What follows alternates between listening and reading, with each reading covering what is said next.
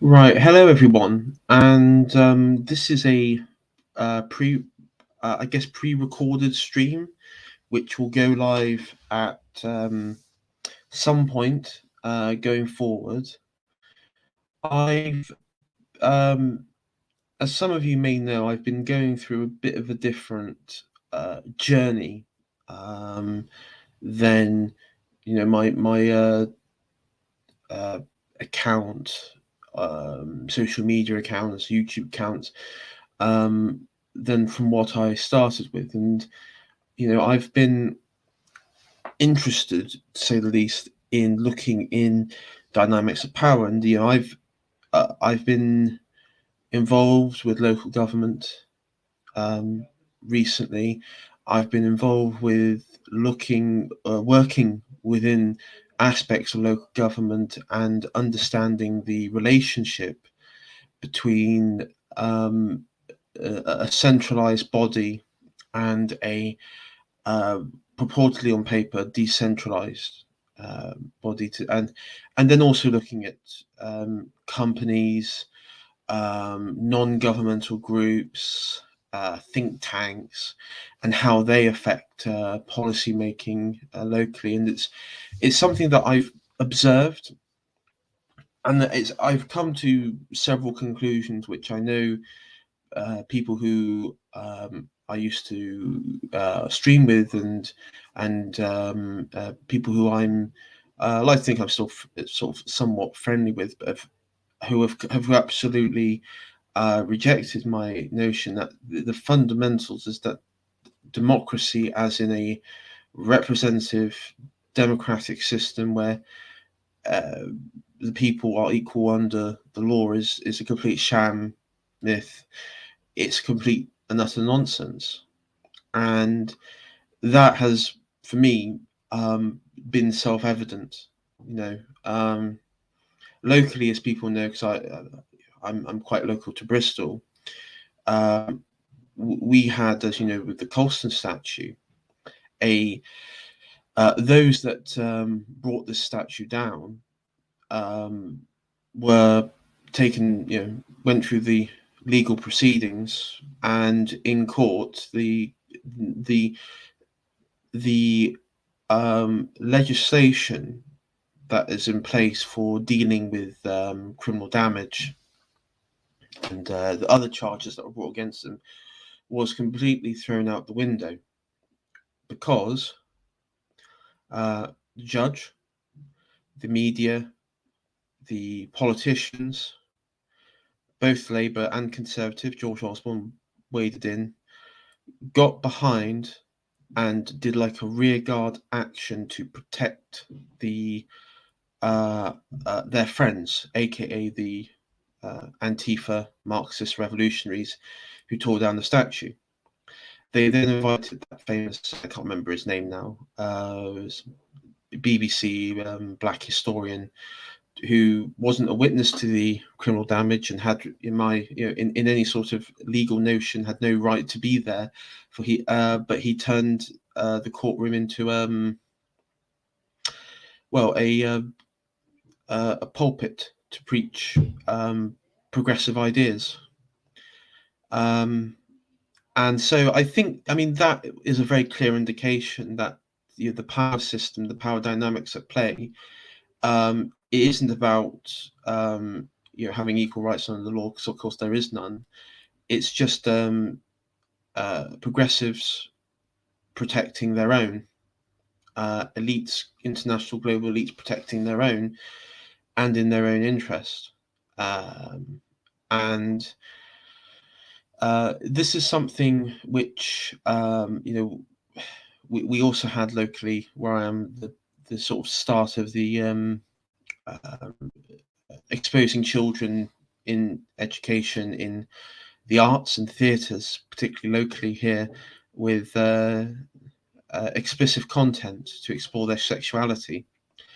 I took a great deal of time to lobby, because I mean everyone else lobbies. I mean the NGOs fucking lobby to the end of time. So I took the decision to do my own within my sort of network and to get people talking, to raise awareness about it, and it did garner some success. I'm not going to say it didn't. I got people who weren't aware to it aware, and that I'm proud of. That it was like the idea, and there was plenty of other people at the time that were contributing to this, and we got the it's called the Family Sex Show. If you want to know, we got that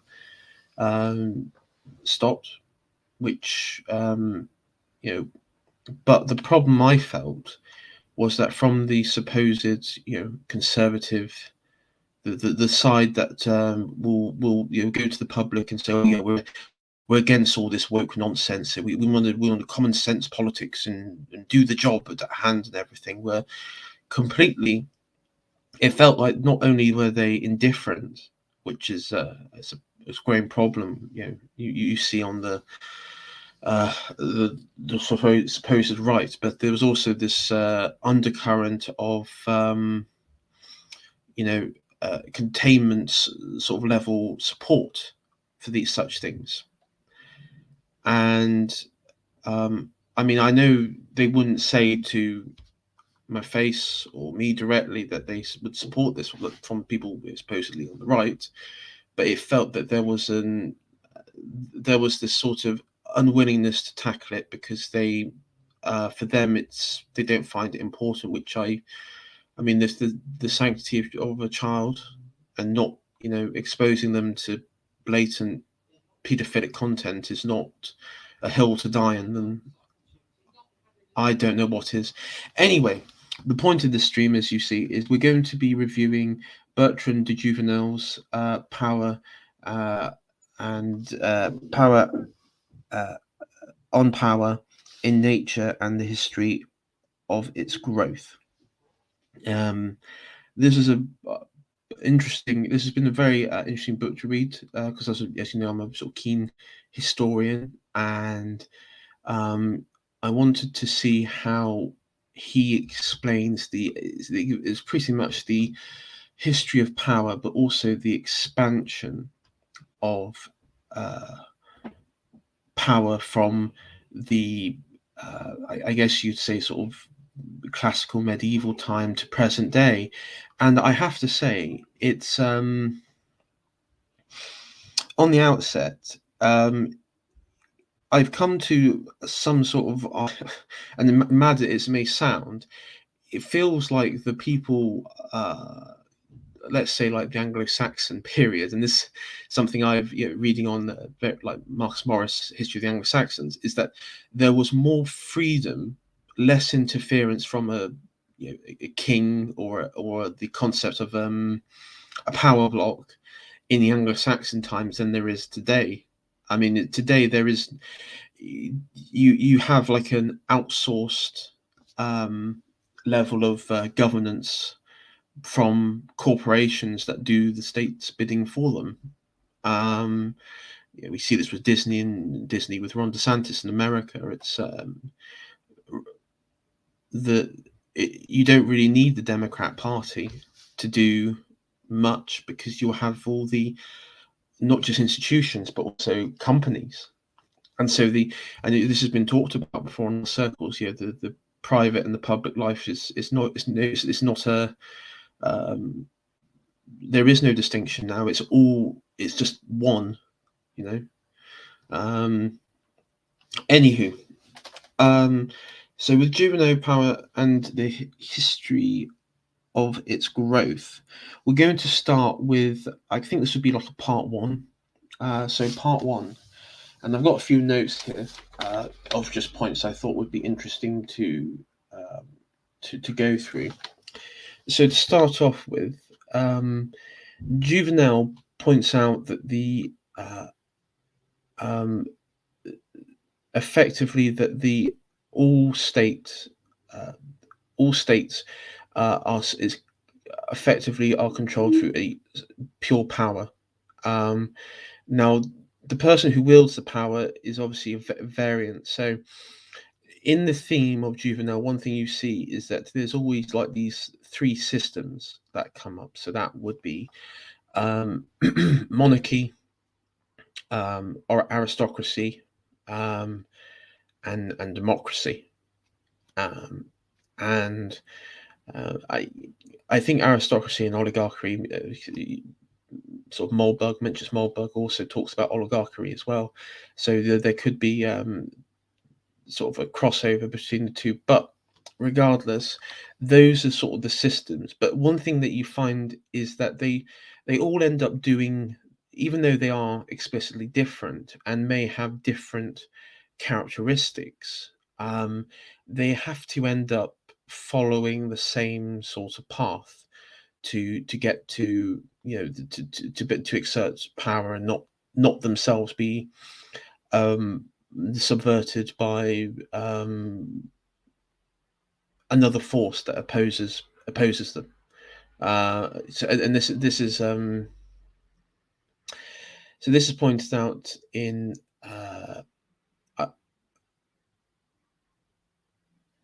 he points out with the idea that the sort of naivety of the idea that uh, all leaders can be a wise, sort of a wise king, philosophy, a sort of philosopher wise king.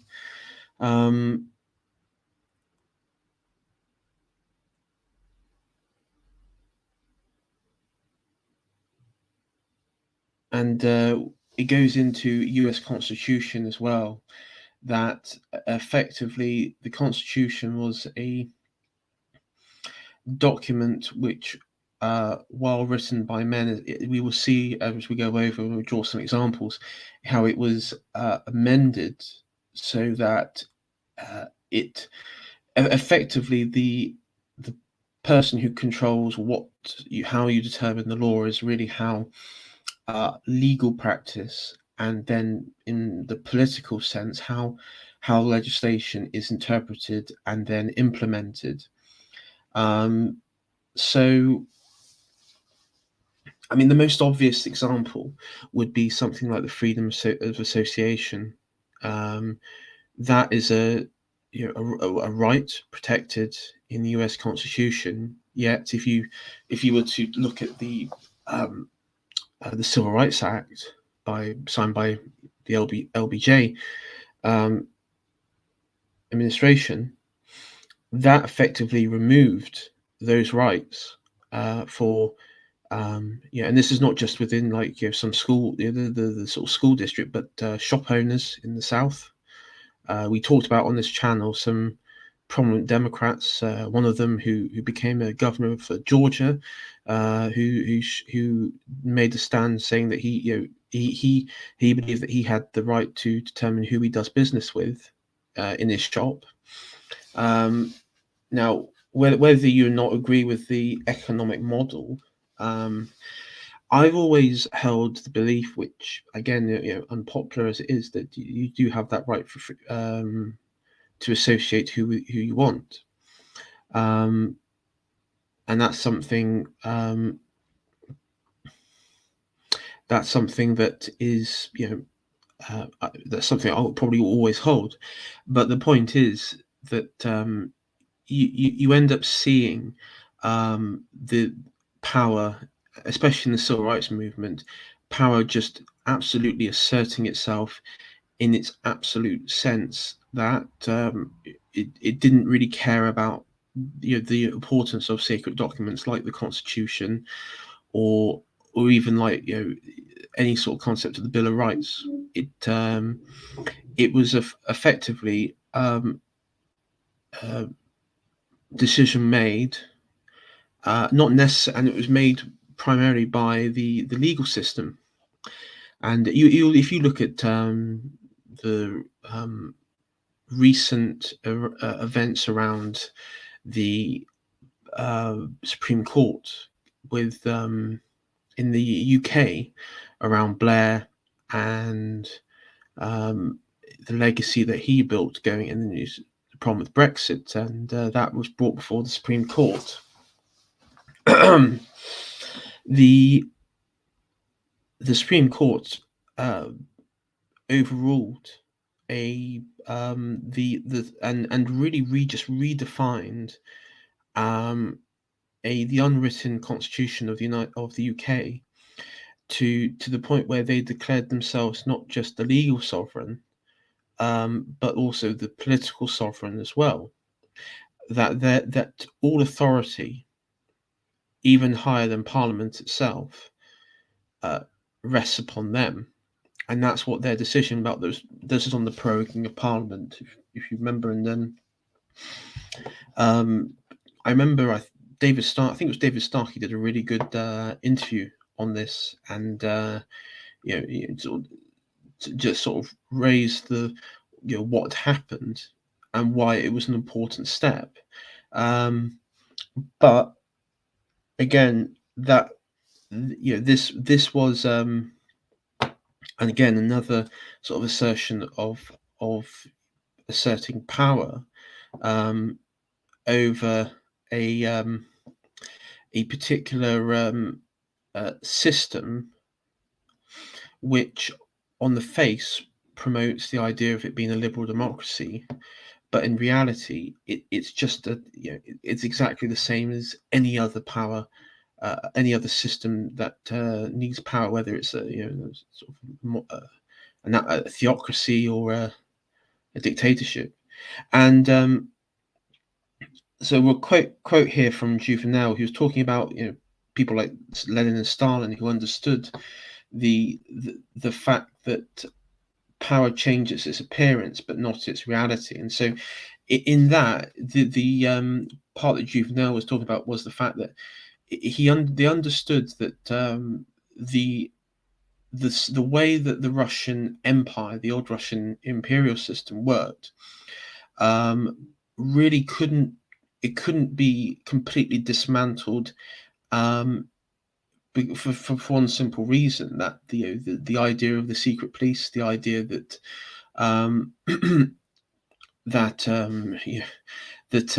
you could have to control people, you would have to sort of start from start with a new formula, wasn't really a realistic prospect. That also you had multi-ethnic groups in the Russian Empire as well, but Lenin and Stalin understood this. It's why they did so well. It's in many ways the Russian Empire at I guess if you were to you look at the sort of the reign of Ivan the Terrible as one example to the reign of Stalin, not much difference between the two. They knew how to assert dominance and, importantly, obedience among the population, and that's a running theme with Jouvenel. It's one of the things that one state he reiterates over and over again, is that the state has to understand how you have the obedience of the people that you rule over, and that's the important thing, because without that you have like the myth is people don't believe the myth, and it's something that I think you're seeing more and more frequent in one day, that the fact is the myth is no longer strong enough to like it was, I guess, in the 90s and such. That's why a lot of people want to return to that sort of ignorance is bliss sort of phase. And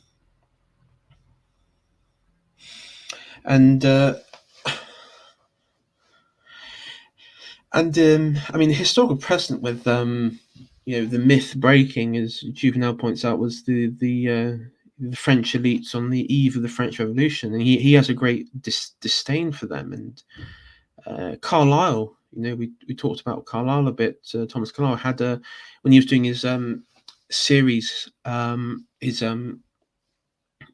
work on the French Revolution in the first book. He dedicates a good portion to the court, the court of the Capetian court, and how it really not just degenerated into sexual scandals and all that.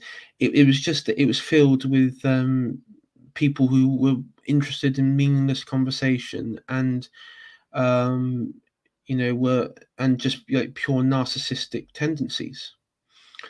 And that, I mean, remember at that time that was meant to be the aristocracy, the sort of driving force of your society, effectively the sort of minority group that was to drive. And of course they just couldn't fulfill that role because they weren't united under anything really. And you look at like feudalism and everything. One of the big themes of that is the divine right, divine right of kings, which is what draws legitimacy to each individual ruler, which is something that I mean, when it comes to asserting power, you can do it through, as Jouvenel points out, the root in this period was obviously divine right, and to get divine right, you can birthright through bloodline. You could argue conquest, so like a god or certain gods, or depending on what time period you're in, favor. You could argue like will of the people as well, along with divine right. But the thing there is that the mechanism of divine right and the will of the people is exactly the same thing, because that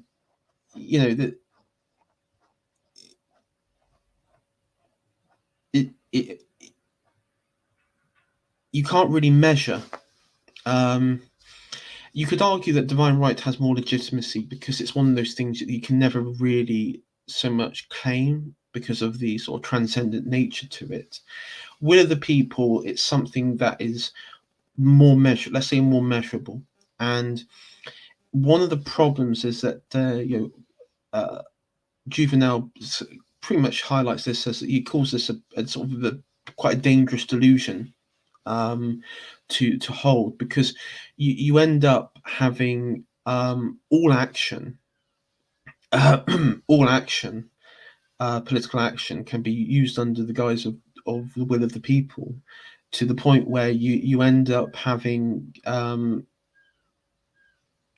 just sort of pure madness reigning, like we see today in our political class.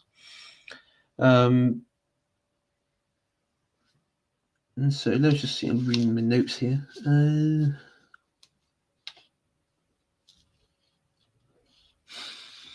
But yeah, I mean, one of the interesting things of the sort of moving away from feudalism, which I think, depending on each historian, I know there's 13th century, maybe even 15th century. I mean, I would say that feudalism did really end after like the plague and the 100 Years' Wars. That would be my point, where at that point it was no longer sort of the major system that operated in Europe. But you then had the I guess you say it was Jouvenel puts it, he calls it the Minotaur, which is basically just the growing state, the greedy state, the growing state, and this would be under the bureaucratic managerialism we see today, like civil servants, positions within that.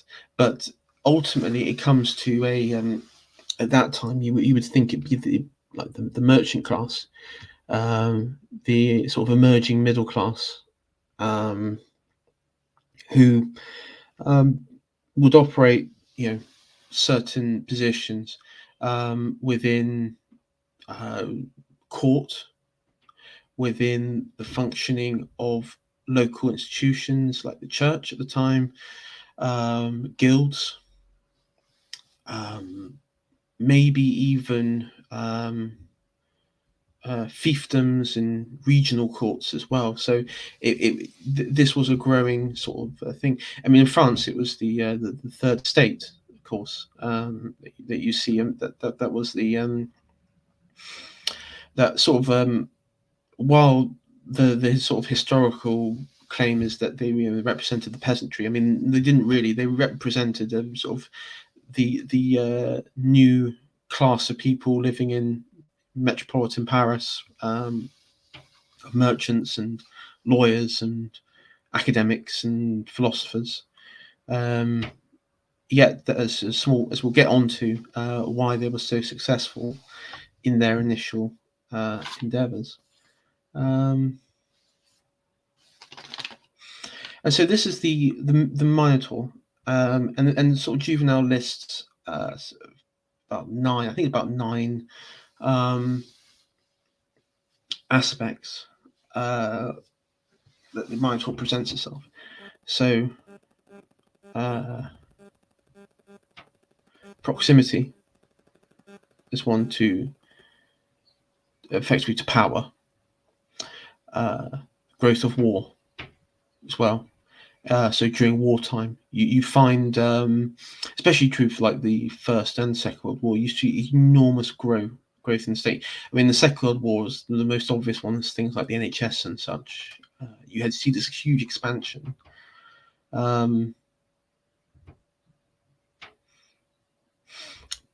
Kings in service of armies. Power extended, war extended. The men who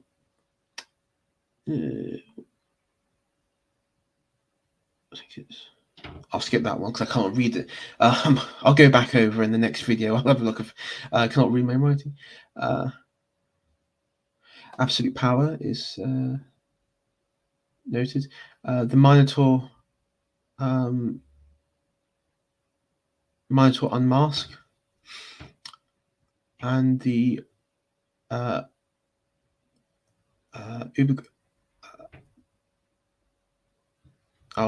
go through it in point by point in the next video.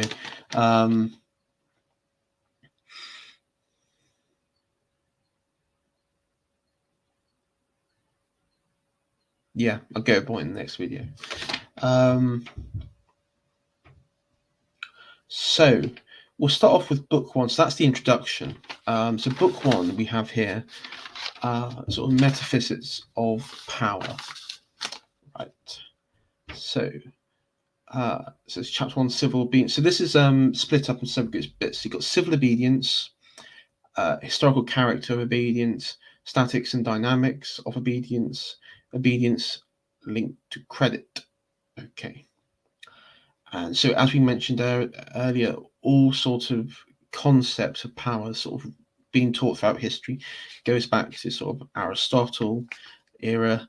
In that politics is government types, consists of three notable ones: monarchy, aristocracy, and democracy. Jouvenel points out that power produces obedience depending on these government types and what resources each nation, national movement types has. So depending on each nation and their resources really depends on how the power government type operates, but also how the power dynamic operates as well. So you wouldn't have I mean, the sort of clear example on this would be the Kingdom of France in the Middle Ages compared to the Kingdom of England under the Norman rule. So under the Norman rule, it was a very centralized system where the king had, compared to his the Anglo-Saxon predecessors, was near enough an absolute monarch in every sense. But then if you look at the King of France, his domains was pretty much that of what's modern day Paris and the region surrounding it. The devolved Well, I shouldn't say devolve. The regional powers, like the various dukes and nobles in around what's modern day France, very much had their own power bases, power networks, and semi-independent in decision making. And so it made the title of Kingdom of France a bit like really the Holy Roman Empire, as in its latter period, where it was just a title and really couldn't exert much will over the nobility and their vassals. So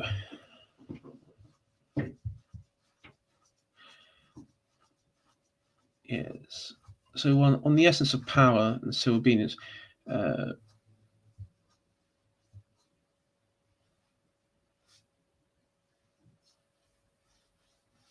So Jouvenel goes into the first point, basically laying out the fact that power in all its history is started by a small group that is there, that sort of rules over the majority group in a society. And this is something that is he lays out as a basis just to sort of clarify any sort of meaning behind government structures, that the point is it's always a small group, right? Looking at whether it's a house of a family house in medieval times to the the Third Estate in the French Revolution, or modern day the LGBTQ lobby. It's always a minority that has that sway over a majority, and because the and majority then but he goes on to say that the majority effectively police themselves with that power anyway, and we've talked about this before in I think with Alexander Adams, who sort of lists out the two. You have the governing elite and then the non-governing elite. So people who have direct influence in that sort of that small society, small group that Jouvenel points out, and then I guess you see the followers sort of and the followers is not exactly people right at the top of society who like you modern day BlackRock or Vanguard. I'm talking about people like the local librarian who is pushing LGBT trans ideology or something like that. That's what we're saying. Non-governing elite people who are the foot soldiers. I would call them foot soldiers to what's going on. And we've got a quote here. So we've got a quote here. Because the demands made by them on their citizens and all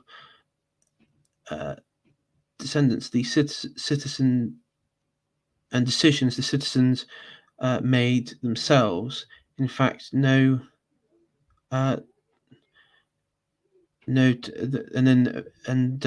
fact, know true that the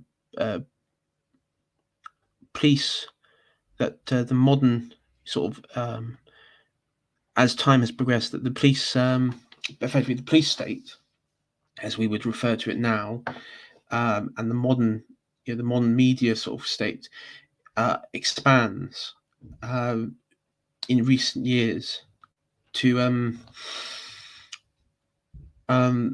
position where effectively the expansion of the police has now become just another node of the expansion of the state, and then the expansion of the media is also then another expansion of the state, because as we said, we talked about outsourcing earlier, state responsibilities to these companies. They end up becoming these non-governing elite types. They end up becoming the people who uphold these policies that's been set out by the powers that be. and it's why you see like deplatforming and all that sort of stuff. It really comes down to just people who spend, I mean, their whole existence is to promote the agenda of the day and hunt down those that criticize it. Get them kicked out their jobs, kicked off platforms like this and Twitter. And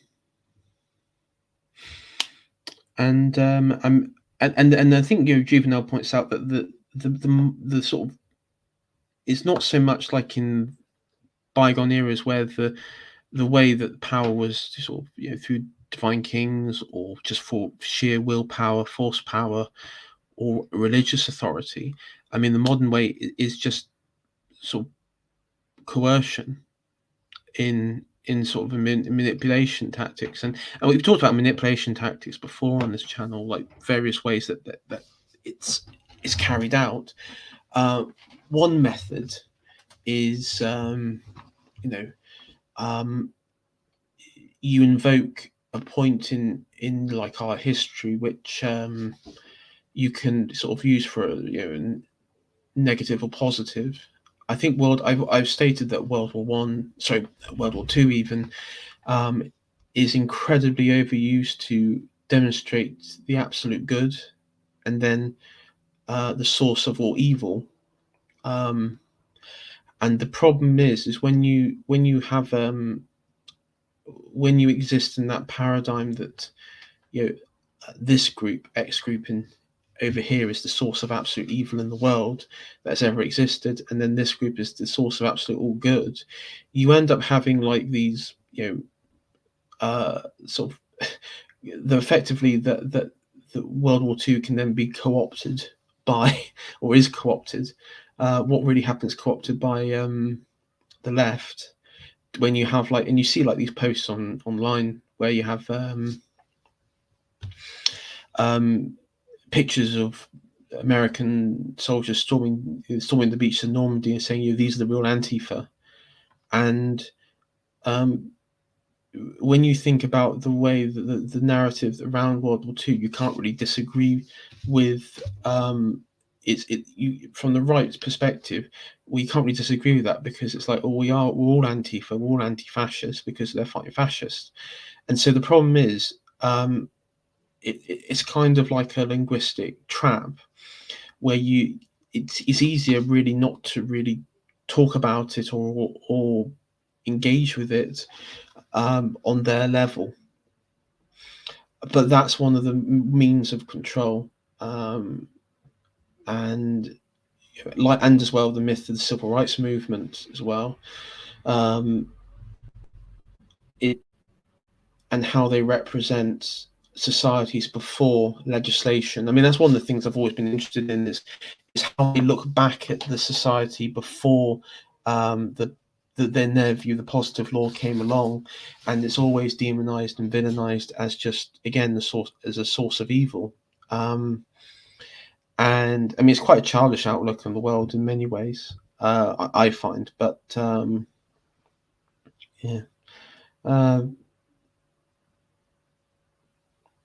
On the point of the small, just to clarify, so this is I think there's a quote here. We got another quote here from him on the sort of small group ruling over the majority. So the expression state compromises two very different meanings. First, it denotes any organized society with an autonomous government. In that sense, we are all members of a state, and we are the state. But the word also means the governmental machine in that society. In that sense, the members of a state are those with a share of power, and they are the state. The proportion that the state, meaning thereby the government machine, fucking hell.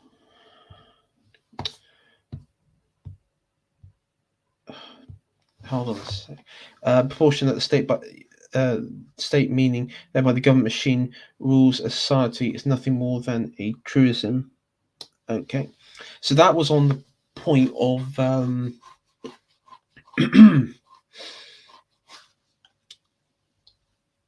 sort of the coercive. grouping together of decisions that people have, that the sort of people are the state, which in many ways you can sort of make it sound like, nothing beyond the state, above the state, that sort of stuff. But I mean, that is sort of the essence of how you rationalize the sort of modern democratic system in their mind, is that effectively the idea is you have to, and it's to keep up the illusion that there is majority rule, when in fact it's not the case, and it's never been the case that the majority rule, because the majority aren't organized. But you have to co-opt the majority into thinking that this is what they want, or this is what is needed, so they feel like they're involved, if that makes sense. And that moves us nicely on the way to our second bit on here, on the historical character of obedience. So, historical obedience. So Jouvenel says obedience sits itself on different and multiple thrones. It must hold authority and magical influence in all institutions. So, really, go back to what we were saying about the Middle Ages, is that there needs to be that point where the magic must be, so magical influence. What it means is that we talked about the transcendent nature of institutions, of myths and civilization, and myths aren't necessarily bad. Obviously, it depends what you're trying to use, let's say. So the transcendent nature of, we talk about the English heritage, English customs and cultures dating back to the Anglo-Saxon time, like Beowulf, people, tales and myths, Christianity. That's something that is far removed, mythical, ancient, transcendent in nature, and it's something which is an underpinning of a civilization and culture, but it cannot be altered because it's so distant and so far removed. But it still holds a magical place in society.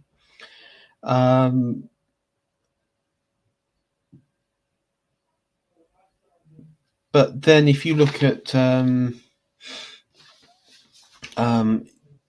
where the pinnacle of society, the sort of official religion of society is, LGBT rights, black rights, equal rights. You end up looking in. You're not looking beyond. You're not looking upwards for towards the sort of the supreme being, or the transcendent, or the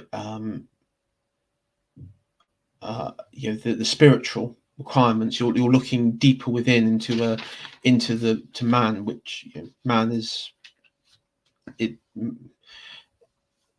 You're not seeking wisdom, and you're not seeking wisdom in those things, and I think that's an important aspect for authority, because it's more than just being a king. It's also having, because when you have that magical element, the king can then claim authority through that sort of historical precedent. And I mean, if you look at the history of England, how many houses after the Norman invasion would claim the title of king, kings and queens of England, who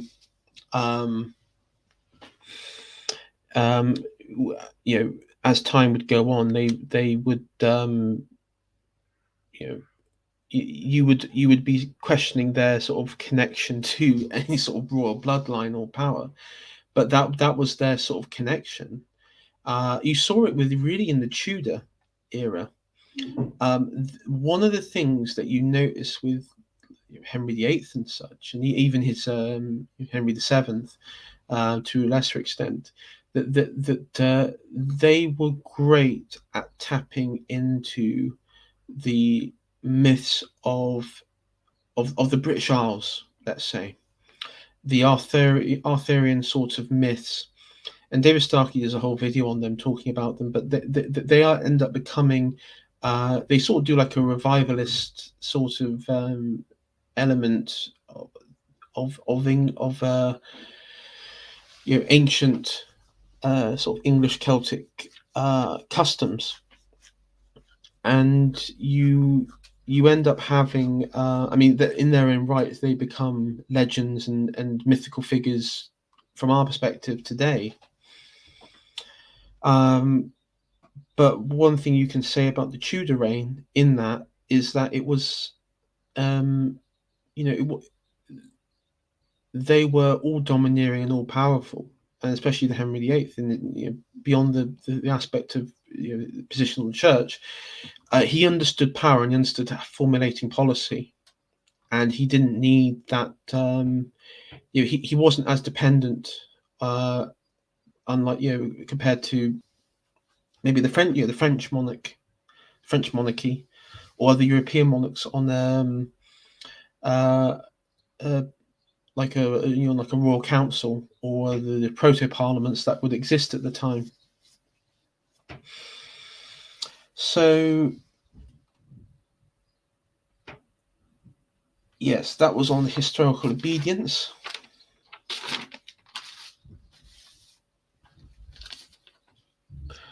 And Jouvenel goes on to talk about, again, the sort of divine will that comes along with that.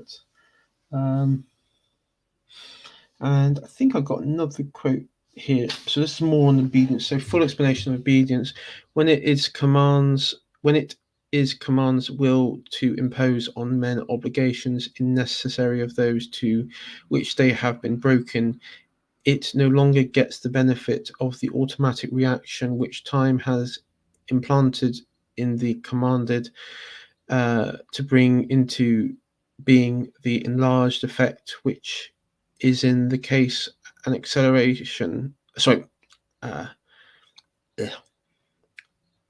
obedience. There must be there must be an enlarged cause at this point. Habit is not enough. There must be resources to reason. Both logic and history lead to this conclusion.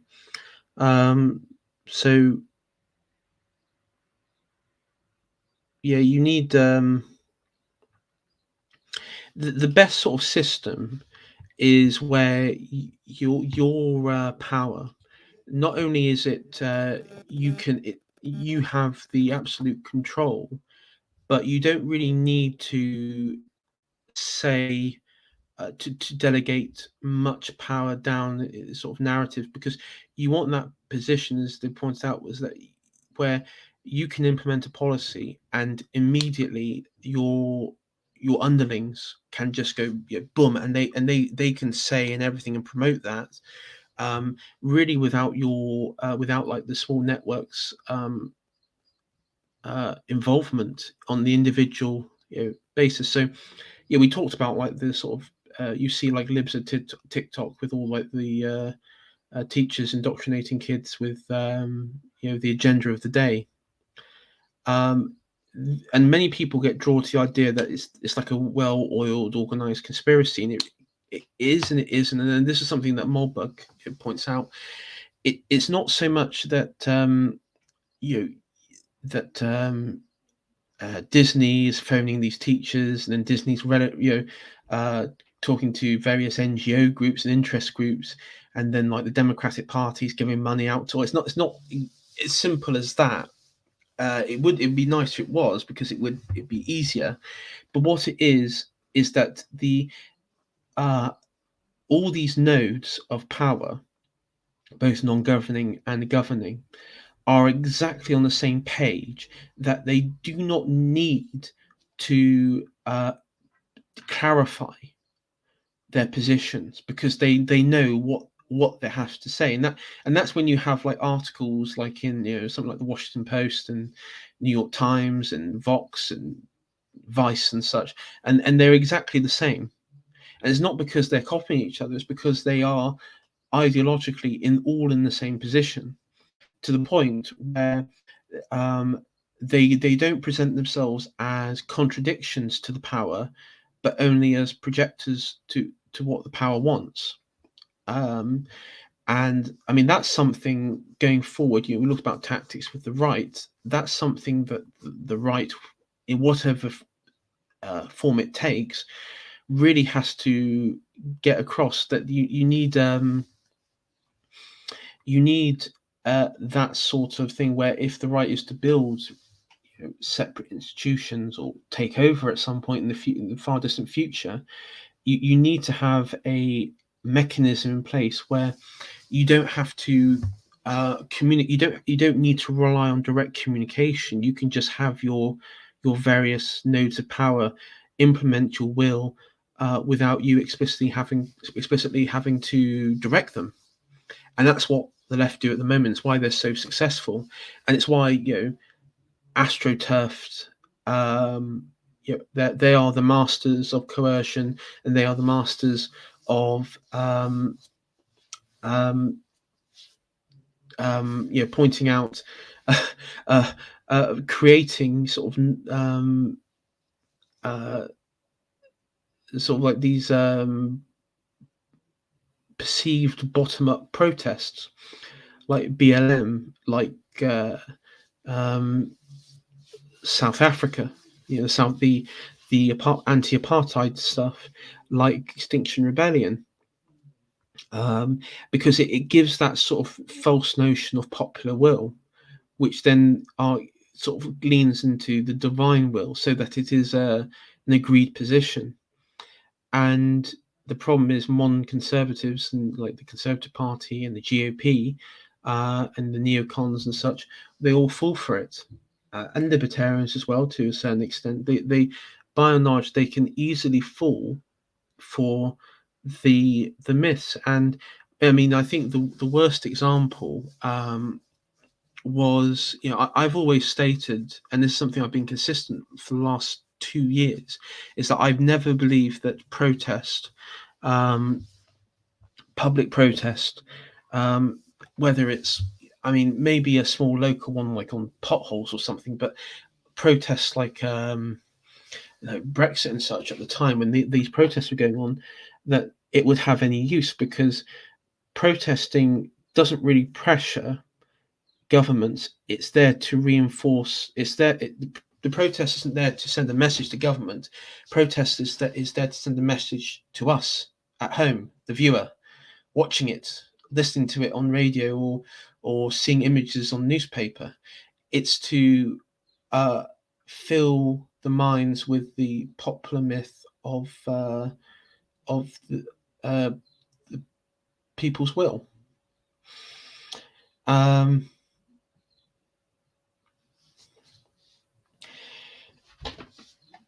So I think we also covered static and dynamic obedience. So that's